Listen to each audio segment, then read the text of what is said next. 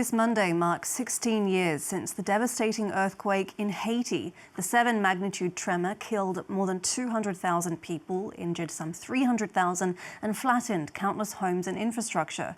Over the years, though, the disaster has given way to other crises. Today, gang violence continues to plague the Caribbean nation, displacing a record 1.4 million people in 2025, according to the UN. Want to talk more about the situation there? I'm joined by Claire Ha Duong, who's a Deputy Programme Manager at Doctors Without Borders. Thank you very much for speaking to us on France 24. First of all, we know the situation in Haiti for civilians is dire, but tell us more about the kinds of things that your team sees in terms of daily life for residents and access to things like healthcare.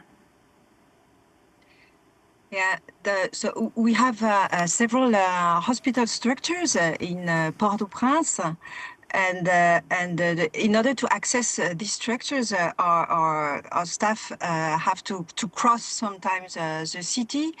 And it's so difficult that we had to set up some dormitory facility for them next to the hospital, because sometimes they just cannot access. Sometimes it takes them 3 hours. There can be a stop at checkpoint.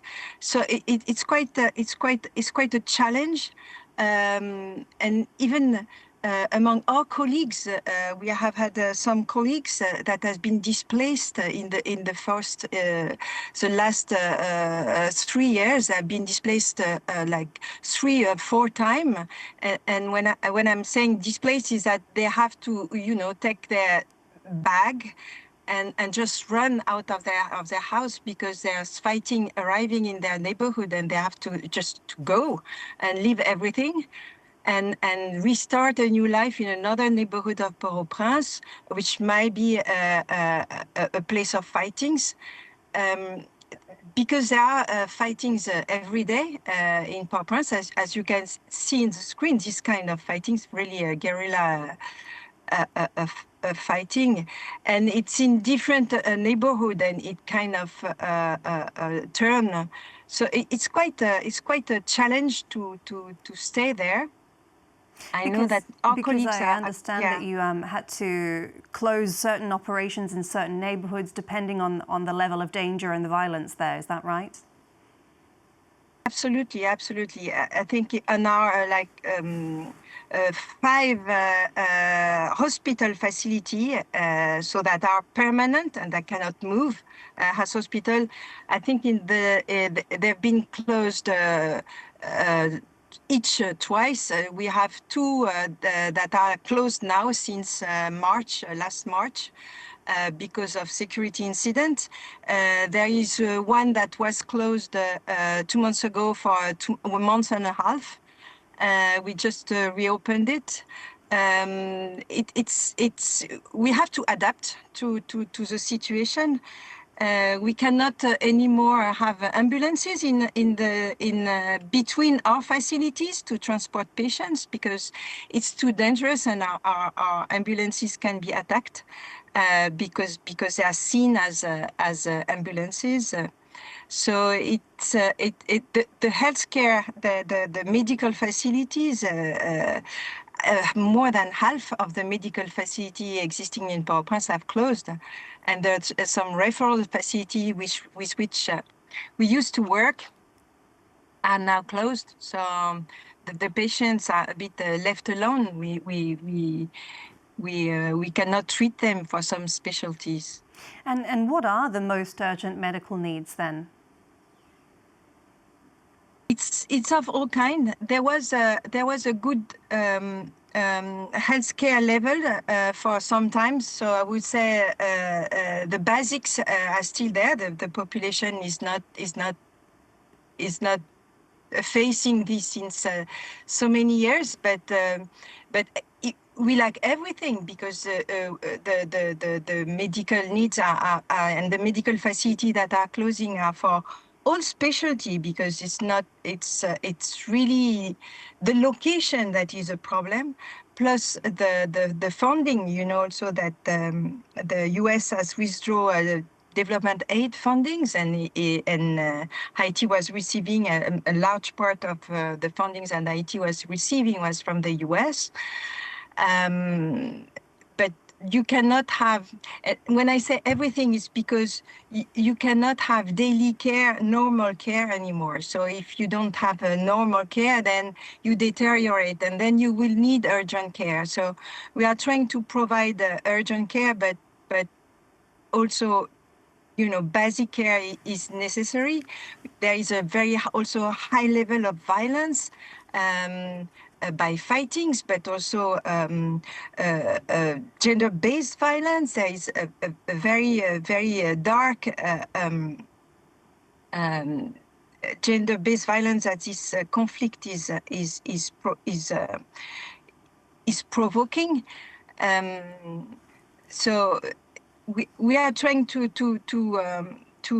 cope with the whole front, but the Haitian population, and we can see that with our colleagues, the situation is very dark. Yes, and we are talking about Haiti this Monday because, of course, it marks 16 years since that earthquake. To what extent can we say that the country has recovered from this, or you know, is there still fundamental weaknesses, particularly in healthcare, you know, 16 years on? Well, we used to have quite well-trained colleagues, but we think there's almost half of the colleagues, medical staff, trained medical staff, that have left Haiti because of the context. So there used to be some good ground for medical care, but if there is no medical staff anymore, then it will be quite difficult, because it's the core of what we can provide. It will be difficult to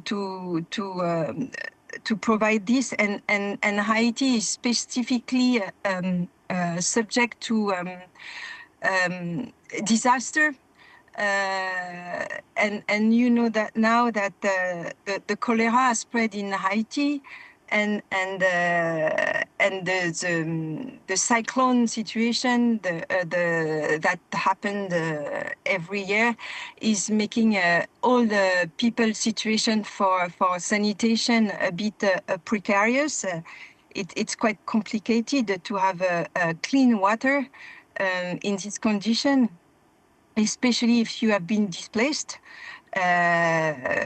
because everything has to be reconstructed and resettled.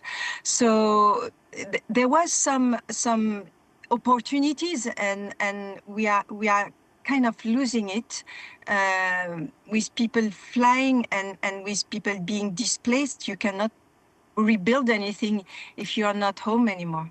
And just a last question before we run out of time. You know, I'm hearing, based on the situation with the cholera and the difficulties that you must have trying to even get medical supplies into the country, Haiti sounds like it would be in a more vulnerable position if another disaster were to strike today, for example. It would. The airport is closed at the moment. Some ports are most of the time closed. So it's quite challenging to import anything in Haiti, and with a closed airport, it's impossible to import anything fast. If there was a very big disaster, we can only hope that the fighting and all the parties will cease to fight, and there will be some room for humanitarian aid. But presently, it would be impossible, right, Claire, to provide anything. Thank you very much, Claire Ha Duong, Deputy Program Manager at Doctors Without Borders, for your time there.